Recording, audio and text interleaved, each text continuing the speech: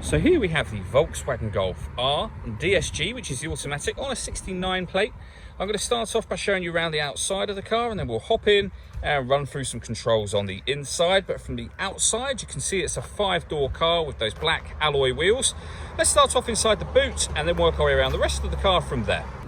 So as we approach the boot, you can see we have the 4 exhaust tailpipes there, reversing sensors as well, plenty of boot space along with that 60/40 split folding rear seat, and then underneath this tray section, a space saver spare wheel. Okay, so we're just going to work our way back round to the front of the car, and then we'll hop in and run through some controls on the inside. Now that we've done a full circle of it, you can see it's in excellent condition the whole way round. Just briefly before we climb in, I think it's well worth seeing the interior from this exterior point of view. There's plenty to run through on the dashboard, so let's hop in and we'll do that now. Okay, now that we're inside the car, we're going to start with the dials. On the left-hand side, we have the rev counter, and on the right-hand side, the speedometer. We've got the fuel gauge over on that side as well. In the middle, we have a digital readout for the speedometer, although you can change the information that's displayed there. So we're on the driving data menu at the moment, where you have various bits of trip computer and fuel economy information, but there are other menus available as well, from assist systems, navigation, audio, telephone, vehicle status, lap timer, and then back round to the beginning again. Beneath that, you can see the total miles for this car, which are 2,030. If we back out to the steering wheel, the buttons I was using just a moment ago are here.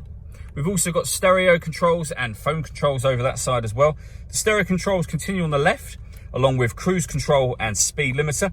This car is able to maintain its own safe distance between itself and the car in front. So once you set cruise control, if the car in front slows down, this car will slow down. If the car in front speeds up, so will this one.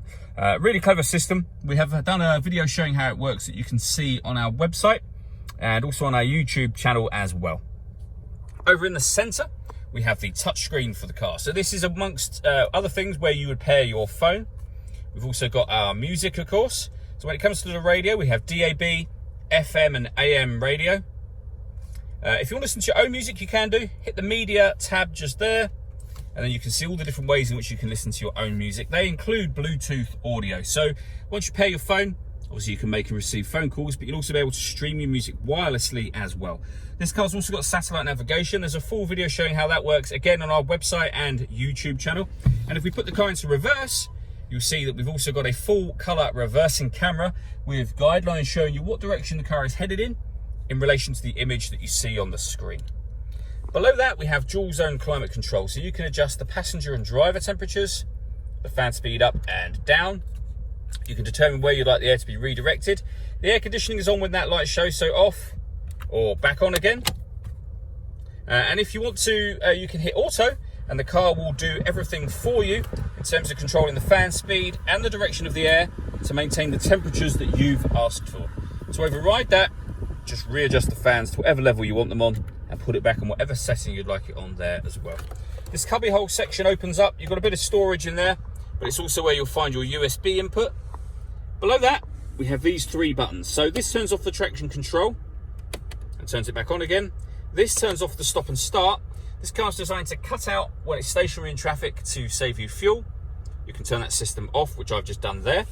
And then that button will change the driving setup of the car. So you can put it in eco, normal, race, or individual. And under individual, you can customize it to have it exactly the way that you would like it. We then have the gear lever for the fully automatic gearbox. This button will start and stop the engine. And we have the button to turn on or off the parking sensors from here. The last thing I wanted to mention is the sunroof. So you have a manual sunblind you can open up. Then if we hit that button, the sunroof section itself will open up to give you a nice big area, as you can see. All that leaves me to say is thank you for taking the time to watch this video. If you'd like to come and see the car in person and have a test drive, please feel free to call any of our MJA sites. We'd love to hear from you soon.